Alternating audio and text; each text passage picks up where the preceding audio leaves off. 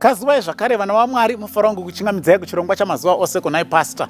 Pachirongwa patiri kuedza kubatsirana kupindura mibvunzo inopindurika nebhaibheri. Vatanga kuti bata nhasi kana mine mibvunzo yaminayo tumirai paWhatsApp number inoti 0772918335. Toda kutenda vari kuramba vachitumira mibvunzo nevari kuramba vachispreadawo malessons atiri kuwana kumagroups and even on their Facebook pages. Mwari akukomborerei. Mubvunzo watiri kupindura nhasi uri kuti iwo kunai pastor tinoziva sei kuti tava mazuva ekupedzisira. Handina kunyatsoziva kuti munhu uyu abvunza mubvunzo ine mhaka yei. But ndichangoedza kubata zvinoita kuti zvese zvandiri kufungidzira kuti ndo zvaanga achida kuti zvitaurwe tiedze kuzviadresa.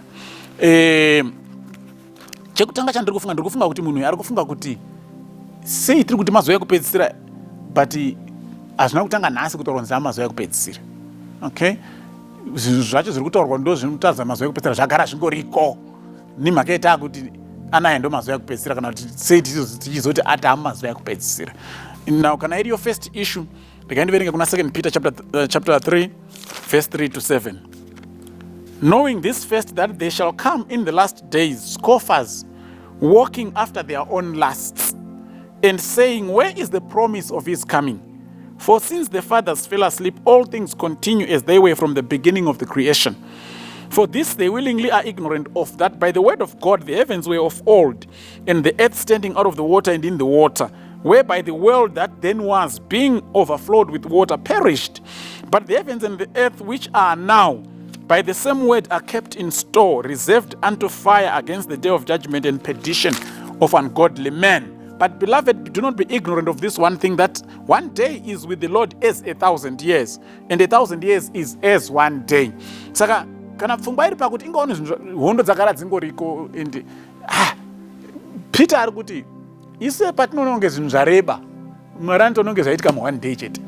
But achifunga kuti izvi ndezvenguva pfupi Mwari anotonasa kunge zvaitika nguva yakareba. Saka maonero atinoita nguva nemaonero anoita Mwari nguva zvakasiyana. Saka musaone 300 years mukati dzawandisa. Kuna Mwari it's just but a fraction of a second. Saka tochienda manje kunopindura kuti saka tozoziva sei kuti amazuva ekupedzisira. Ndichatanga kuerenga kuna Daniel chapter 11 verse ya 40. Daniel 11 verse ya 40. Inoti iyo panapa, at the time of the end shall the king of the south push at him, and the king of the north shall come against him like a whirlwind, with chariots and with horsemen and with many ships zvikepe, and he shall enter into the countries and shall overflow and pass over. At the time of the end, munguva yekupedzisira, mumazuva ekupedzisira, mambo wekuzasi, mambo wekusouth achauya and fight against the king of the north, but the king of the north will come against the king of the south with like a whirlwind. Saka ndeipi nguva iri kunzi at the time of the end. Now ichiprofita chingade nguva yakareba tichichitatamura, but muchidimbu mukaenda pana zvakazarwa 13, bhuku raDhaniel nebhuku rakazvakazarwa ibhuku rimwe chete. Pana zvakazarwa chapter 13 pari kutorwa umambo huripo uri kunzi chikara chakabuda munyanza chaiva nemisoro minomwe, mumwe musoro wacho waiva nevanga raifanira kuuraya chikara ichi. Chikara chakapiwa simba kuti chizvidze kwemakore 1260.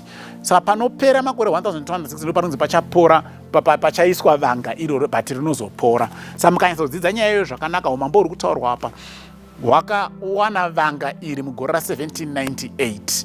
Ndo pakabva mambo wekufrance ari kumirirwa neuri kunzi umambo wekuzasi. Umambo wekuzasi kana muri kuOld Testament, south is Egypt. Okay? Egypt was a nation that was known for denying the existence of Yahweh, of God. Saka takubhukura zvakazarwa, it's now symbolic now. Umambo huri kutaurwa, it's a power that does not acknowledge that God exists.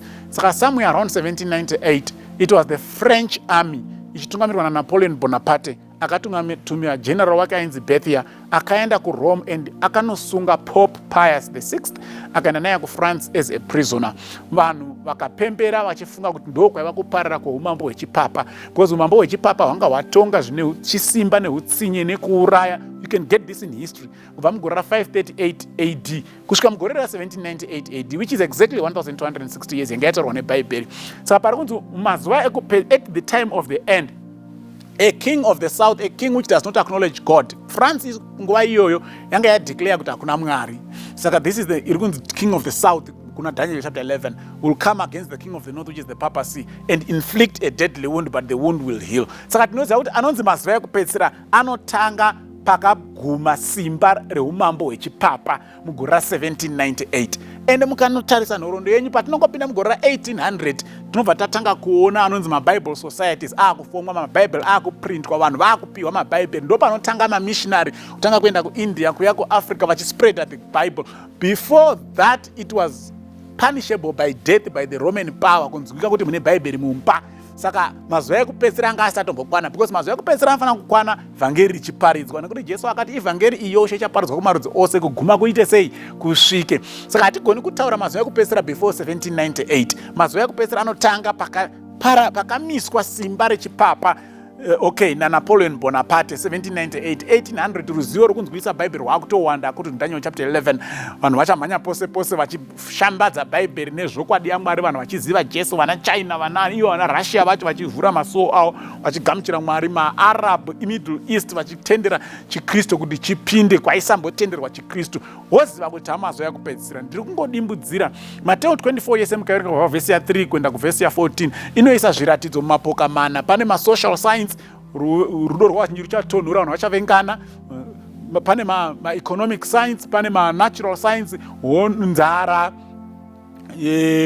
madroughts, zvirwere. Pane ma-civil science, science in the political world, hondo, ushe huchimukira umwe ushe. Pane ma-science in the religious world, vaprofita venhema, vana Kristu venhema. Zvese zvokwazvibatanidza unonyatsa kuona zvaka-escalata, kana zviri kuramba zvichi-escalata sekufamba kuri kuita nguva, zviri kuzadzikisika mumazuva edu. Ndakupedzisira ndichiverenga kuna Timothy. Ndingoverenga kuna Timothy, 2 Timothy chapter 3, verse 1 ndichidzika. 2 Timothy chapter 3 verse 1. 2 Timothy, kwete 1 Timothy. 2 Timothy chapter 3 verse 1. This know also that in the last days perilous times shall come. In the last days perilous times shall come.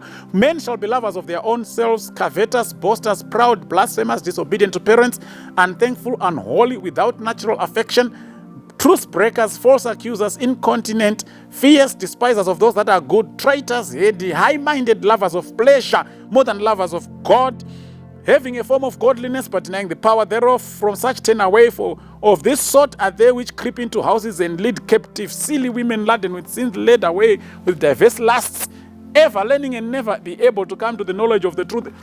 Handifungi kuti vanhu vangapoka nekuti tisu vari kurarama muzvinhu izvi. Apo uipi hwese rutauro rwavo hwatekeshera hwazara, vana vasateereri vabereki, kwane marights and so forth and so forth. Zvinhu zvisina kumboonekwa some 300 years ago. Saka yes, tinozviziva kuti amazuva ekupedzisira because zvakataurwa nebhaibheri ndo zviri kuitika. Mwari atikomborere. Amen.